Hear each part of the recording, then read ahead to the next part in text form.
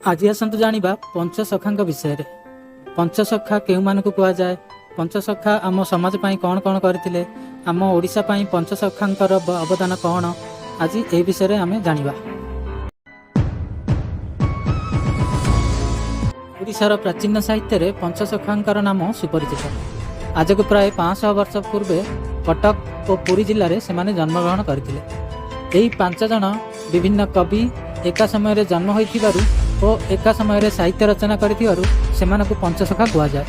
सेमानकर नाम हेउछि बलराम दास, अनंत दास, जगन्नाथ दास, जसवंत दास और अच्युतानंद दास।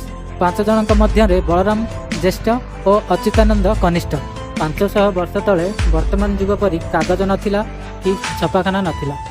तालपत्र को पाग करी ताहारी उपरे लुहार लेखनी साहाय्य सेतेबेले पोथी लिखिबाकू पड़ुथिला। तेणु आजिकाली जेते सहजरे और जेते शीघ्र शह शह संख्यार पुस्तक प्रकाशित हो पारुछि से जुगरे संभव हेउ नथिला।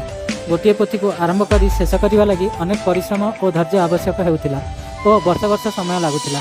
तथापि पंचसखा अनेक पुस्तक रचना करथिले।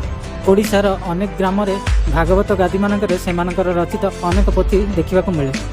सेमाने रचना करिथिबा अनेक भजन आज मध्य लोक माने गान करते। सेथिरु सेमानकर गभीर ज्ञान और रचना शक्तिर प्रमाण मिलुछि। आज आम पढ़ुथिबा भागवत प्राय 500 वर्ष तले संस्कृत भाषा रे रचित थिला। जेउ मानकु संस्कृत भाषा विषय रे ज्ञान थिला सेही माने ही केवल भागवत पढ़ी पारुथिले।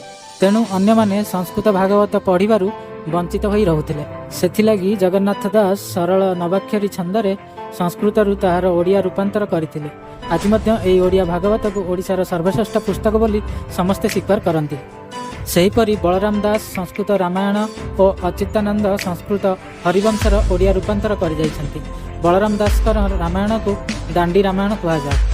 पंचसखांक समय रे श्री चैतन्य बंगदेशरू ओडिशा को आसीथिले और पुरी रे धर्म प्रचार करथिले। जगन्नाथ दासकर भक्ति और पांडित्य रे मुग्ध होई श्री चैतन्य तांकु अति बड़ी उपाधि प्रदान करथिले। प्राय 500 वर्ष पूर्वे शास्त्र पुराण प्रभृति संस्कृत भाषा रे लिखित होइथिला। ब्राह्मण माने आपणा व्यतीत आउ काहाकु संस्कृत अध्ययन करबाकू अनुमति देउनथिले। तेणु समाज को सेमाने मन इच्छा शासन करुथिले। पंचसखा धर्म प्रचार करबाकू आरंभ कले। भगवान तो केवल मंदिर भितर नाहंती, से सबु मनीष भितर अछंती।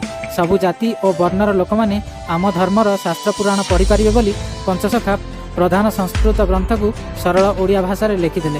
जगन्नाथ और बलराम ब्राह्मण थिले, अच्युतानंद कर्ण थिले, जसवंत क्षत्रिय थिले, किंतु सेमाने आपणा कुलर पदवी मान परित्याग करी दास पदवी ग्रहण कले। एही कारणरू 500 वर्ष पर मध्य पंचसखा ओडिशार इतिहास रे महापुरुष होई रहिछन्ति और तांकर ग्रंथ सबु समस्ते आदर करंती। तेणु पंचसखा लेखि जाइछन्ति जेउ लोक भितरे अन्य प्रति ममता रहिछि से ही भगवान को प्रार्थना करिया पई योग्य। सबुबेले संदेह करिवाटा धीरे धीरे आत्महत्या करिवा संगे समान। धन्यवाद। पुणी देखा हबो आउ एक नुआ अध्याय रे आउ एक नुआ विषय वस्तु को नै।